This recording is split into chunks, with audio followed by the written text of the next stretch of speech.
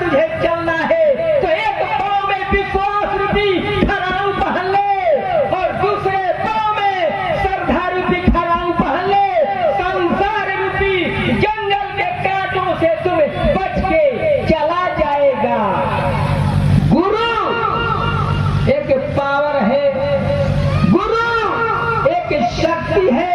जिस प्रकार से हमें बिजली का तार दिखाई देता है, जिसके अंदर जो धारा प्रवाहित होती है करंट से, हम उसको नहीं देख सकते, केवल हम उन बिजली के तारों को देखते हैं, उसके अंदर समाहित है इसकी धारा।